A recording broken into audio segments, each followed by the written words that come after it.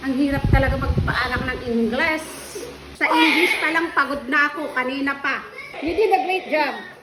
Congratulations.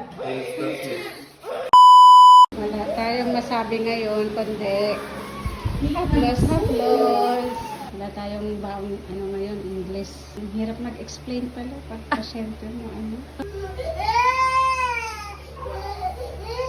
Look at me. Very good. Push harder. Push harder. Very good. The baby's coming. Ang hirap talaga magpaanak ng English. Yeah, you can. It's here. Mom.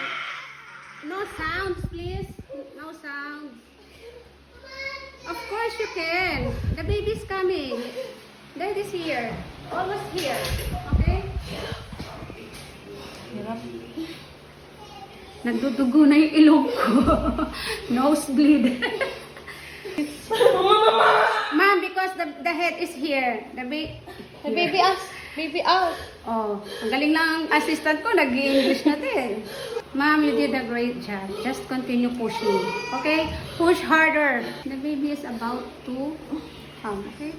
Tama ba yung English? The baby is almost here. Okay, look at me. Look at me. Wag mo nang bitinin. Wag mo nang bitinin. The baby is here. English din. Yeah, wag mo nang bitinin. Ang hirap eh. Someone... Yeah, you can hold. You can hold her. Sabunot her. No. Ma'am, don't touch my hair. Okay, very good. Okay, ma'am. Okay, baby out. 10:24. Baby boy. Hi, baby. Pinahirapan mo ako, ma'am. Mag-English. Sa English pa lang pagod na ako, kanina pa. Yeah, your baby is here. It's a baby boy. No, it's a baby boy. Hi, Daddy. Hi, Daddy. How are you?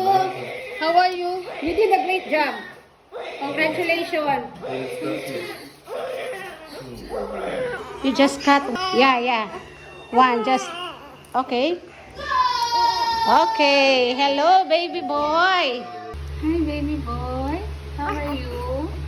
Are you English or Tagalog? Huh?